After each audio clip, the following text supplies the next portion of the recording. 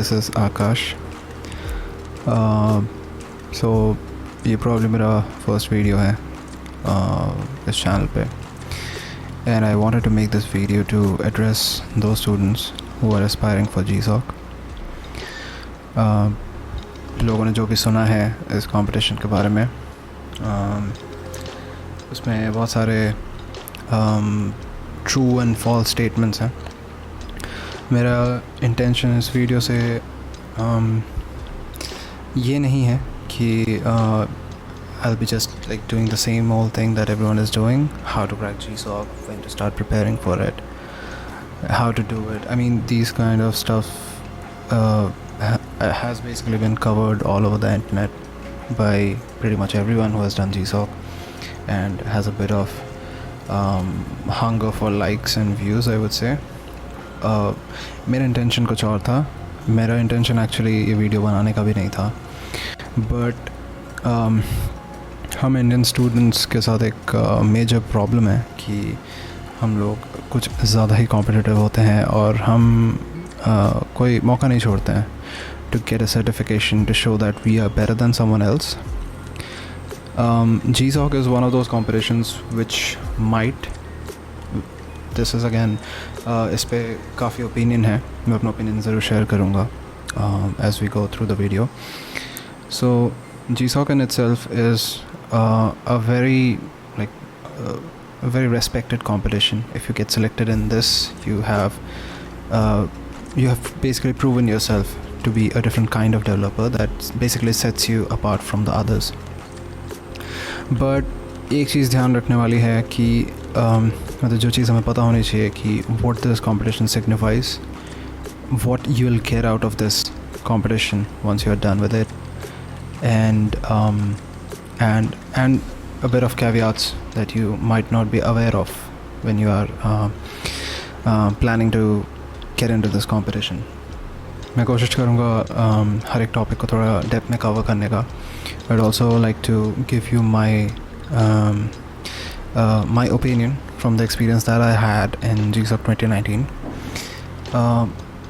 मैं ये भी कवर करूँगा कि how to select organizations, when to start contributing, what to expect when you actually get selected.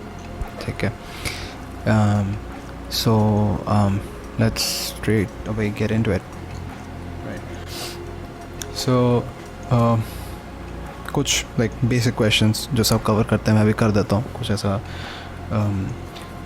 कुछ है नहीं, बट मैं अपने साइड से कुछ एक्स्ट्रा इनपुट देना चाहूँगा इन चीज़ों पे.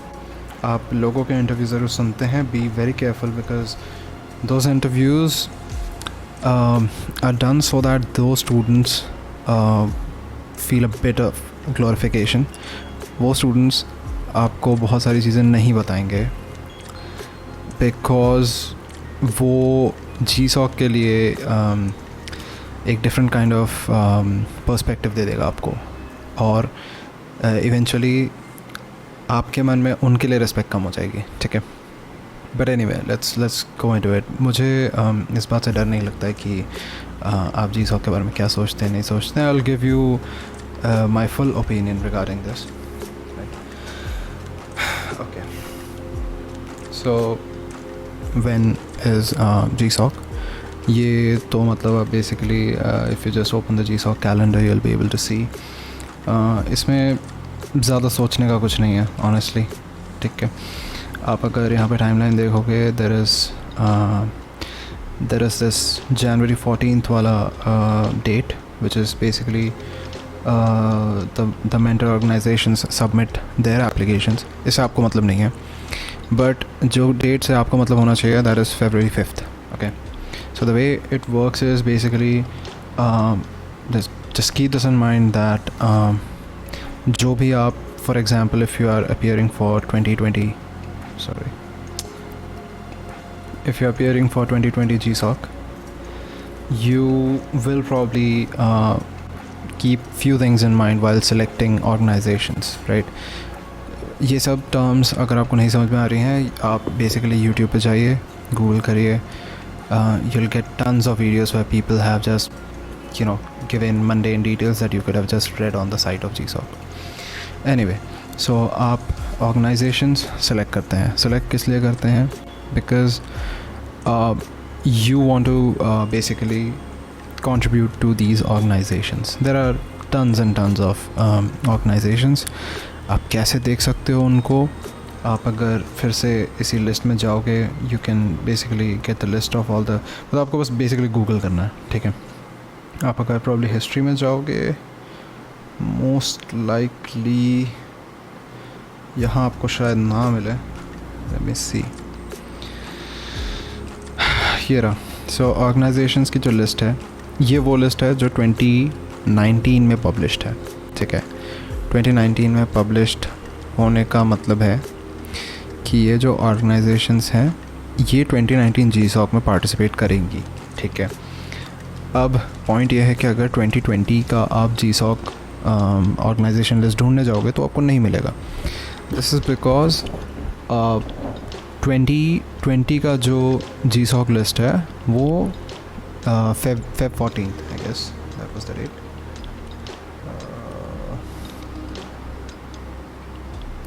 Yeah, so Feb 5th of Feb को रिलीज़ होती है. So इससे पहले क्या करना है फिर आपको? I mean, do you wait till 5th of February? No.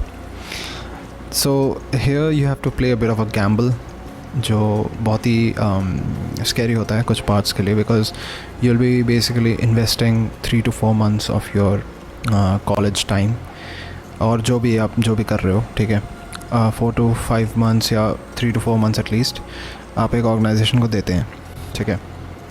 कैसे देते हैं? आप कंट्रीब्यूट करते हैं. क्या कंट्रीब्यूट करते हैं? कोड कंट्रीब्यूट करते हैं, ठीक है. तो यहाँ पे मैं एक चीज़ एकदम स्ट्रेट अवे बोलना चाहूँगा कि first of, the organizations are basically not known to you, ठीक है. So you have to take a guess, or maybe take an educated guess. Educated guess कैसे? ठीक है. So you'll have to take a look at 2019 का list, 2018 का list, 2017, 2016, ठीक है. अगर आपको बहुत हो रहा है तो आप 2015 भी देख सकते हो. सो इन लिस्ट में कुछ ऑर्गेनाइजेशंस होंगी जो कंसिस्टेंटली अपीयर होती हैं, ठीक है. क्यों होती हैं? क्योंकि वो ऑर्गेनाइजेशंस बहुत बड़ी हैं, ठीक है. अगर वो ऑर्गेनाइजेशन काफ़ी बड़ी है तो इट्स हाईली लाइकली कि उनका प्रोजेक्ट अभी भी एक्टिव है और वो फिर से GSOC में अपीयर होंगे, ठीक है. अब इसमें कोई गारंटी नहीं है, ठीक है, but it's more like playing with probability, ठीक है. अगर कोई ऑर्गेनाइजेशन 4 या 5 बार प्रेजेंट हुई है, it's highly likely it will appear in 2020, ठीक है. बट ऑफ कोर्स हर साल कुछ नए ऑर्गेनाइजेशंस भी आ जाते हैं जिनके बारे में आपको पता भी नहीं है. कुछ ऑर्गेनाइजेशंस काफ़ी टाइम से हैं और वो गायब हो जाती हैं, ये भी होता है कभी कभी, ठीक है. तो you have to be careful when you are selecting organisations. अब कितने ऑर्गेनाइजेशन सेलेक्ट करोगे आप कितना कंट्रीब्यूट कर सकते हो उस पर डिपेंड करता है, ठीक है. अगर आप 10 जगह सेलेक्ट करोगे, अगर आप 10 जगह कंट्रीब्यूट करोगे, आप 10 ऑर्गेनाइजेशन सेलेक्ट कर लिया आपने, तो इसका कोई पॉइंट नहीं है. क्यों नहीं है? क्योंकि आप जब एप्लीकेशन भरोगे you will only get three options in the sense, एक ऑर्गेनाइजेशन के मल्टीपल प्रोजेक्ट्स हो सकते हैं, ठीक है. प्रोजेक्ट 1, प्रोजेक्ट 2, प्रोजेक्ट 3, और 2 का से 2 प्रोजेक्ट्स हैं, P1, P2, ठीक है. Now the thing is, you can only select a combination and you are limited to 3 of them.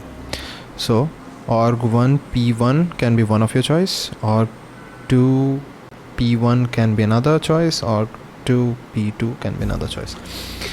अब अगर आप 3 से ज़्यादा प्रोजेक्ट में कंट्रीब्यूट कर रहे हो तो उसका कोई सेंस नहीं है, बिकॉज आप लिस्ट में तो दे नहीं पाओगे. लिस्ट में आपको 3 ही देने हैं, ठीक है. तो बेस्ट यही है कि आप एटलीस्ट तो नहीं बोलना चाहिए, एट मोस्ट 3 सेलेक्ट करो आप, ठीक है. एट मोस्ट 3 ऑर्गेनाइजेशंस और at most 3 projects from different organisations, ठीक है. उससे ज़्यादा नहीं. अब आई will give you my honest opinion regarding how you should think around this particular rule, ठीक है. अगर आप 3-4 जगह पे कंट्रीब्यूट कर रहे हो, 3 जगह पे एट मोस्ट, तो आपका फोकस डाइवर्टेड रहेगा, ठीक है। आप एक प्रोजेक्ट पे ज़्यादा कंट्रीब्यूट कर नहीं पाओगे, ठीक है। आपके पास 24 घंटे हैं, आपको कॉलेज भी जाना है या आपके बाकी काम भी करने हैं, ठीक है, और उसके बाद आपको कंट्रीब्यूट करना है, तो it's going to be pretty tough if you keep losing focus and if you keep multitasking between projects, पहला। दूसरा, if you give less time the mentors won't know about you. Mentors कौन होते हैं? Mentors वो होते हैं जो आपका एप्लीकेशन रिव्यू करेंगे, ठीक है। मतलब सीधी बात है, अगर आपके जिस ऑर्गेनाइजेशन में आप पार्टिसिपेट करना चाह रहे हो या जिसमें आप सिलेक्ट होना चाह रहे हो, अगर उनके मेंटर्स आपको इस तरह नहीं देखते हैं कि you are a very active contributor, तो इट्स हाईली अनलाइकली कि आप सिलेक्ट हो गए। सॉरी, हाँ ठीक है, हाईली अनलाइकली आप सिलेक्ट हो गए, ठीक है। तो इसलिए मेरा सजेशन ये रहेगा कि आप, मतलब ऑफ कोर्स इसमें रिस्क है, select one org, if at most 2 orgs, ठीक है। और जो भी चीज़, जो भी प्रोजेक्ट आपको बहुत फैसिनेट कर रहा है, बहुत मोटिवेट कर रहा है, just pick it up and start contributing, ठीक है। कितना, कब, वो बताता हूँ, ठीक है। बट 2 से ज़्यादा, मतलब कोशिश करो कि 2 से ज़्यादा ऑर्ग सिलेक्ट अप ना करो, और जितना कम हो सके, अगर आप एक ऑर्ग के अंदर 3 प्रोजेक्ट करते हो दैट्स वे बेटर, ठीक है। बट अब 2 ऑर्ग में, एक में 2, एक में 1 करोगे तो वो थोड़ा सा प्रॉब्लमेटिक होगा। क्यों? क्योंकि अब now you are dealing with mentors from 2 organisations, ठीक है। तो ये आपको थोड़ा दिमाग लगाना है अपना, ठीक है। इतना आपको कोई बताएगा नहीं, ये आपको खुद ही सोचना है, ठीक है। मैंने क्या किया वो मैं बता देता हूँ। मैंने एक और थी म्यूस्कोर, MUSE, म्यूस्कोर या ऐसे कुछ नाम है उसका, मुझे याद नहीं आ रहा है। म्यूस्कोर ये नाम है। बेसिकली वो एक म्यूज़िक एप्लीकेशन है। Music application in the sense music notations वगैरह अगर आप डिजिटल फॉर्मेट में लेना चाहते हो तो उसके लिए वो टूल है। That is a very good tool. उसके ओपन सोर्स वेरिएंट सिर्फ यही है, मुझे इतना पता है, बाकी सारे प्रोप्राइटरी हैं। This is a very good solution. इससे मैं फैसिनेट क्यों हुआ? क्योंकि मैं म्यूज़िक से जुड़ा रहा हूँ काफ़ी टाइम से, तो मेरे लिए ये एक अच्छा प्रोजेक्ट था जिसके लिए मैं खुद सेल्फ मोटिवेटेड था, ठीक है। फिर एक था फॉस एशिया, इसका नाम बहुतों ने सुना होगा, ठीक है। अगर नहीं सुना है तो कोई बात नहीं, बट बहुत इंटरेस्टिंग ऑर्गेनाइजेशन है। एनीवे, तो now that you have selected your organisation, select करने में एक और क्राइटेरिया आता है, ठीक है। वो भी आपको ध्यान में रखना है। मतलब इसमें कुछ की फैक्टर्स हैं जो आपको ध्यान में रखने हैं। एक है कि पास्ट हिस्ट्री ऑफ ऑर्गेनाइजेशन, ठीक है, कि कितने बार अपीयर हुआ है, पास्ट हिस्ट्री, ठीक है। The technology they are using, technology क्यों? क्योंकि जो चीज़ वो यूज़ कर रहे हैं, अगर आप उससे आपका लाइक मीलों तक कोई रिलेशन नहीं है, if you have never use that particular technology, you'll get frustrated just because of the fact that you'll have to first learn it and then apply it, ठीक है। So try to pick up those technologies that you have already worked with because it will make your life very easy, ठीक है। It will be like a walk in the park for you to implement the commitment that you have given. All right. So past history, technology, okay. फिर आता है slots. Slots क्या है? तो slots भी आपको एंड मोमेंट तक पता नहीं चलेगा, जब तक ऑर्गेनाइजेशन का नाम डिक्लेयर नहीं होता आपको पता नहीं चलेगा। सो इसका मतलब है 2020 GSOC के लिए 5th of Feb तक आपको नहीं पता चलेगा कि किस ऑर्ग को कितने स्लॉट मिले हैं। सो ये क्या है? स्लॉट क्या चीज़ है? स्लॉट ये है कि बेसिकली एक ऑर्गेनाइजेशन कितने स्टूडेंट सिलेक्ट कर सकती है अपने अंडर, ठीक है। तो एक बात समझ लो कि अगर स्लॉट 3 है और 4 से 5 एक्टिव कंट्रीब्यूटर्स हैं तो 2 का कटेगा, ठीक है। इस बात को आप अपने ध्यान, मतलब जहन में बैठा लो। So don't feel bad later on अगर आपका कट गया। तो ऐसा हुआ था हम लोग के टाइम पे, तो मैं वो चीज़ आपको डेफिनेटली बताना चाहूँगा। सो स्लॉट्स हो गए, ठीक है। ठीक है, आई गेस इन 3 चीज़ों को आप ध्यान में रख के ऑर्गेनाइजेशंस सिलेक्ट कर सकते हो, ठीक है। इससे ज़्यादा आई गेस आपको नहीं कुछ करना पड़ेगा। अगर आप अब देखो, अब यहाँ पे कुछ चीज़ें हैं। कुछ ऑर्गेनाइजेशंस हैं जिनको बहुत सारे स्लॉट मिलते हैं, ठीक है। क्यों? क्योंकि उनके बहुत सारे प्रोजेक्ट्स होते हैं। कुछ ऑर्गेनाइजेशंस होती हैं जिनके स्लॉट बहुत कम होते हैं क्योंकि इनके प्रोजेक्ट एक होते हैं या दो होते हैं, ठीक है। तो सीधी सी बात है, जहाँ स्लॉट ज़्यादा है वहाँ ज़्यादा लोग अप्लाई करेंगे, ये तो मतलब ऑब्वियस है, सबको सिलेक्ट होना है, राइट। तो पॉइंट ये हो जाता है कि स्लॉट अगर ज़्यादा है तो आपके चांस सेलेक्ट होने के बढ़ेंगे, बट क्योंकि बहुत सारे लोग अप्लाई कर रहे हैं तो आपके चांस सेलेक्ट होने के कम भी होंगे। तो ले दे के ऐसा है कि आप अगर हाई स्लॉट पे अप्लाई करोगे आपका कंपटीशन ज़्यादा होगा, अगर लो स्लॉट पे अप्लाई करोगे तो कंपटीशन कम होगा, ठीक है। अब इसमें ये भी चीज़ है कि अगर टेक्नोलॉजी जो है वो जो यूज़ हो रही है, if it is very simple या वेरी मतलब डेली लाइफ में यूज़ होने वाली चीज़ है, तो उसमें भी कंपटीशन आपको ज़्यादा मिलेगा। फॉर एग्जांपल अगर जावास्क्रिप्ट या पाइथन वाला स्टैक है तो इट्स हाईली लाइकली आपको ज़्यादा कंपटीशन मिलने वाला है वहाँ पे। बट अगर C++ होगा, इट्स चांसेस आर कि कम लोगों को आता है वो, ठीक है। मतलब कॉम्पिटिटिव प्रोग्रामिंग को अगर आप C++ डेवलपमेंट बोलते हो तो अभी आपको बहुत कुछ सीखना है, ठीक है। एनीवे तो सो मेरे केस में क्या हुआ था, म्यूस्कोर हैड 3 स्लॉट्स, फॉस एशिया, मेरे केस में नहीं, ये मैंने जो भी एनालिसिस की थी 2018, 17, 16, 15 और मैंने मेरे हिसाब से मेरे को 14 भी करना पड़ा, तो वो देख के मुझे रियलाइज़ हुआ कि लास्ट ईयर म्यूस्कोर को तीन स्लॉट्स मिले थे, फॉस एशिया को I think it was 46 I think, ठीक है। तो ऑब्वियस है, दिख ही रहा है क्या है। सो यहाँ पे एक चीज़ थी कि फॉस एशिया के प्रोजेक्ट्स मुझे, जिसमें मैंने स्टार्टिंग में कंट्रीब्यूट किया था, वो मुझे कुछ खास पसंद नहीं थे, ठीक है।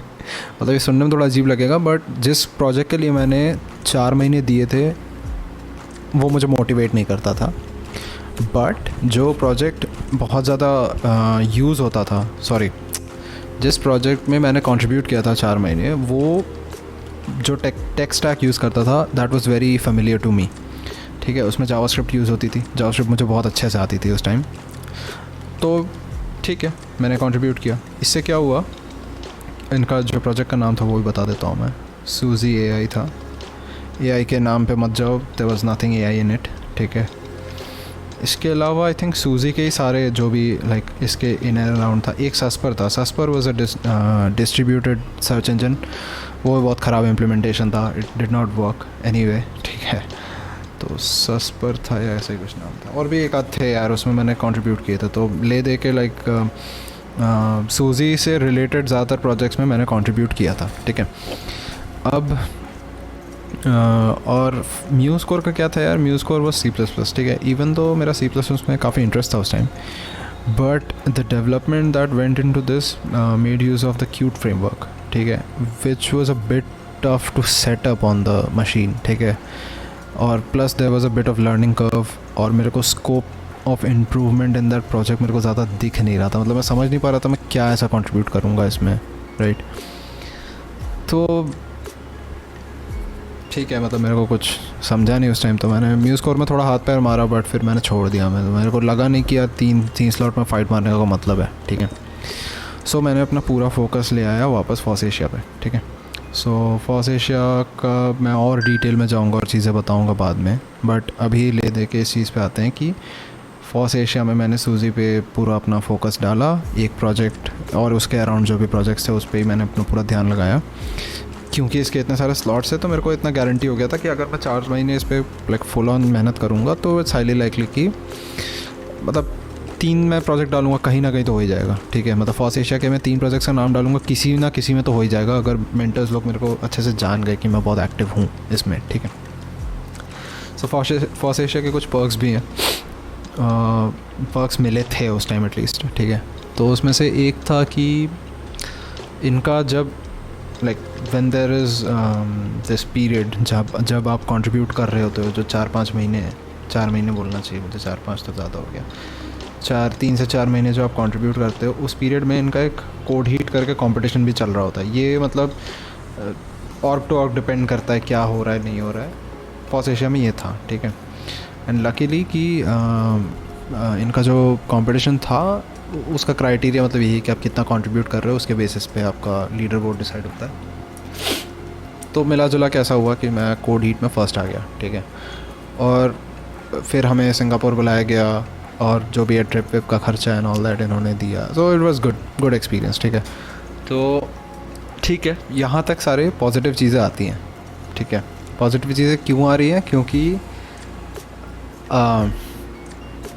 मतलब इस पर मैं थोड़ा अच्छे से बताना चाहूँगा जो स्टूडेंट्स हैं उनको।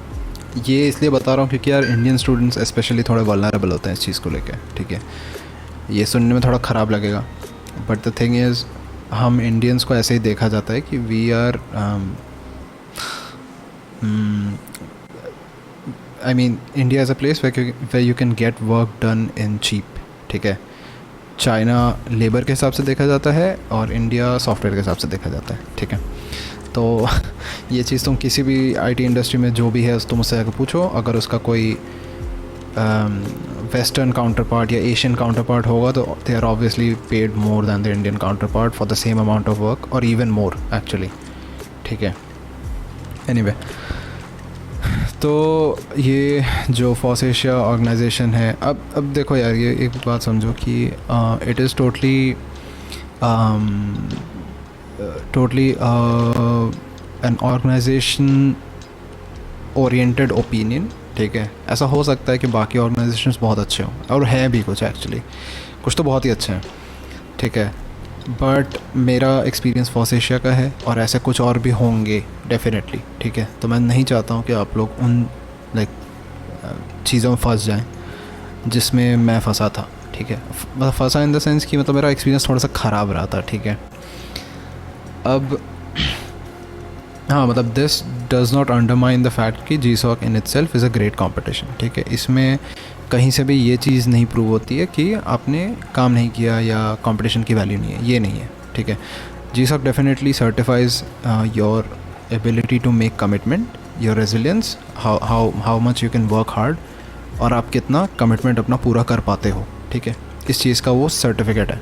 ये चीज़ मैं मतलब आपको बोल सकता हूँ, चाहे आप कैसे भी ऑर्गेनाइजेशन में हो, उससे फ़र्क नहीं पड़ता। अब ऑर्गेनाइजेशन के कोर एथिक्स कैसे हैं वो ऑर्गेनाइजेशन टू ऑर्गेनाइजेशन डिपेंड करेगा, ठीक है। एनीवे, तो हम वापस आ जाते हैं इस पॉइंट पे कि हम लोग का वो सब 4 महीने का पीरियड ख़त्म हुआ जिसमें मैंने खूब कोड कंट्रीब्यूट किया। मैंने मतलब बहुत ज़्यादा कर दिया था एक्चुअली। इनफैक्ट ऐसा हो गया था कि मेंटर्स मुझे बोलते थे कि भाई इतना ज़्यादा तो लोगों ने GSOC के टाइम में भी कंट्रीब्यूट नहीं किया जितना मैंने उतने टाइम में कर डाला था। I am not boasting, but मैं ये बोल रहा हूँ कि आप ऐसा मत करना, ठीक है। क्यों नहीं करना? क्योंकि इससे बाद में आपको प्रॉब्लम हो जाएगी। बाद में प्रॉब्लम इसलिए हो जाएगी बिकॉज वो ऐसा एक्सपेक्ट करेंगे कि अरे तुमने बिना GSOC के इतना कंट्रीब्यूट कर दिया तो GSOC में तो और ज़्यादा करोगे, है ना। ऐसा लगता है लोगों को, और वो आपके लिए प्रॉब्लम हो जाएगी। क्योंकि फिर GSOC एक बार स्टार्ट हो गया ना, फिर आपके लिए प्रॉब्लम क्रिएट होना शुरू हो जाएगी अगर आप ऐसी चीज़ें करेंगे जिसमें लोग लेवरेज कर सकते हैं इस फैक्ट को कि आप उनका ऑर्गेनाइजेशन में GSOC कर रहे हैं। क्या है वो चीज़ें मैं आगे बताता हूँ। एनीवे, सो ले दे के ऐसा हुआ कि ऑर्गेनाइजेशन अनाउंस हुआ, नो हमें पता चल गया कि हाँ ठीक है, FOSS Asia is going to be in GSOC 2019। FOSS Asia को लेकिन इंटरेस्टिंगली उस बार सिर्फ 16 स्लॉट्स मिले, which was shocking in the sense कि पिछले साल 46 और something around that number, and now इतना कम, ऐसा कैसे। तो फिर हमें मतलब एनीवे मतलब वो गूगल ने धीरे धीरे कट आउट कर दिया स्लॉट्स, नंबर ऑफ़ स्लॉट्स। और यह हर ऑर्गेनाइजेशन के साथ कुछ ना कुछ होता रहता है हर साल, किसी का बढ़ जाता है, किसी का कम हो जाता है। एनीवे, तो 16 में से सेलेक्ट होना था। बहुत लोगों ने कंट्रीब्यूट किया था, ठीक है। 46 स्लॉट्स देख के बहुत लोगों ने कंट्रीब्यूट किया था। बहुत लोगों का श्योर था कि भाई इसका तो हो ही जाएगा, इसका तो हो ही जाएगा, इस टाइप से था, क्योंकि उन्होंने इतना कंट्रीब्यूट किया था, इतने सारे प्रोजेक्ट्स भी थे। अब 16 स्लॉट में यार कैसे? तो 16 स्लॉट में फिर फॉस एशिया ने डिसीजन लिया कि हम जितने भी प्रोजेक्ट्स हैं उनमें से like this project will go forward, this project will go forward and this project will, और रेस्ट जितने प्रोजेक्ट्स हैं will not move with that. अब इससे हुआ क्या कि यार मतलब जिन्होंने बाकी प्रोजेक्ट्स में कंट्रीब्यूट किया, जो फॉरवर्ड नहीं गए उनका कट गया, ठीक है। तो इसका कुछ नहीं कर सकते, ठीक है। ये अगर हो गया आपके साथ तो बैड लक, फिर से ट्राई करना, बट कुछ नहीं कर सकते, ठीक है। तो इसमें थोड़ा सा लक इन्वॉल्व होता है, ठीक है। एनीवे, सो अब मैं खुद को लकी बोलूँ तो मैंने जिस प्रोजेक्ट में कंट्रीब्यूट किया था उसमें वो सिलेक्ट हुआ था, बट उसमें एक प्रॉब्लम थी। वो प्रोजेक्ट सिलेक्ट हुआ था, मैं बता देता हूँ। सो सूजी वेब सिलेक्ट हुआ था, सूजी लिनक्स सेलेक्ट हुआ था, PS लैब सेलेक्ट हुआ था, ठीक है। या तो अब दिक्कत क्या थी, अच्छा PS लैब डेस्कटॉप सेलेक्ट हुआ था, PS लैब एंड्रॉयड सेलेक्ट हुआ था, ठीक है। तो यहाँ पे एक चीज़ समझो कि PS लैब वेब में एक की जगह थी, सूजी लिनक्स में एक की जगह थी, PS लैब डेस्कटॉप में एक की जगह थी, PS लैब एंड्रॉयड में एक की जगह थी, और इस टाइप से कुछ था, ठीक है। एनीवे तो यार अब मेरे पे प्रॉब्लम ये हो गई कि यार मैंने अभी तक सारे कंट्रीब्यूशन इसके अराउंड किए हैं, ठीक है, और उसमें स्लॉट एक ही है। बट एक और बंदा था जो बहुत मेरे जितना एक्टिव था, लगभग मेरे जितना एक्टिव था, ठीक है। तो अब हम दोनों में वो हो गया कि भाई इस किसको मिलेगा ये, क्योंकि अगर तुम्हारा एक बार अगर स्लॉट अनाउंस हो गया तो उसके बाद तुम्हारा प्रपोज़ल सिलेक्ट होना है, ठीक है। अब अगर तुम्हारा प्रपोज़ल किसी पर्टिकुलर प्रोजेक्ट के लिए अपीलिंग नहीं है तो तुम नहीं सिलेक्ट होगे, ठीक है। तो अब इसमें मतलब थोड़ा यहाँ भी मतलब तुमको थोड़ा दिमाग लगाना है अपना, ठीक है। यहाँ पे एकदम ऐसे मत समझना कि यार मैंने बहुत मेहनत की, ऐसा कैसे हो गया। द पॉइंट इज़ कि अगर यहाँ पे तुम्हें पता लग गया है कि तुमको मतलब वो डिस्ट्रीब्यूशन भी मिल जाएगा और तुमको डिस्ट्रीब्यूशन दे देगी कि हम क्या क्या प्रोजेक्ट सेलेक्ट करने वाले हैं। आई थिंक ये मैंडेटरी नहीं होता है, बट पता लग जाएगा तुम्हें, ठीक है। अब क्योंकि हमें पता था कि सूजी वेब में एक ही जाने वाला है, तो अब यहाँ पे ये हो गया कि यार क्या किया जाए। और अंडरस्टैंडिंग थी मेरे और जो दूसरा बंदा था उसमें अंडरस्टैंडिंग थी। हमने सिंगापुर में भी टीम साथ में बना के एक कॉम्पिटिशन दिया था और इस टाइप की चीज़ें थी, तो अंडरस्टैंडिंग थी थोड़ी। तो हम लोग ने थोड़ा प्लान बनाया कि क्या करना है। तो मैंने फिर लास्ट में जो मेंटर या फाउंडर, मेंटर नहीं बोलना चाहिए, फाउंडर जो था उससे बात की कि ब्रो ऐसा है कि सूजी में वो कंट्रीब्यूट करेगा। एक्चुअली ऐसा भी नहीं था, मैंने क्या किया था, मैंने थोड़ा देखा लिस्ट कि किधर क्या क्या स्लॉट है, और मैंने एक प्रपोज़ल इसका दिया, एक प्रपोज़ल सूजी का कुछ और था उसमें दिया था मैंने, और आउट ऑफ द ब्लू मैंने एक और प्रपोज़ल यहाँ दे दिया था, ठीक है, PS लैब में, जिससे मेरा कोई लेना देना नहीं था, ठीक है। क्यों इसमें दिया था, क्योंकि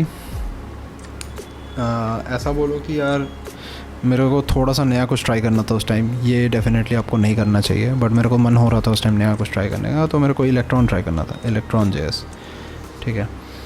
तो इनका जो ओरिजिनल डेस्कटॉप एप्लीकेशन था वो PyQt में था, और मेरा मन हुआ कि यार I should try electron JS, ठीक है। वो क्रॉस प्लेटफॉर्म एप्लीकेशन है, ब्यूटीफुल UI तुम बना सकते हो यूजिंग रिएक्ट एंड ऑल। तो थोड़ा सा वेब रिलेटेड भी था, बट थोड़ा नया भी था, तो मेरे लिए भी थोड़ा लर्निंग अपॉर्चुनिटी था, but at the same time एकदम ही नया नहीं था कि मैं एकदम लाइक ऐसा हो जाऊँ भाई क्या चल रहा है, ठीक है। तो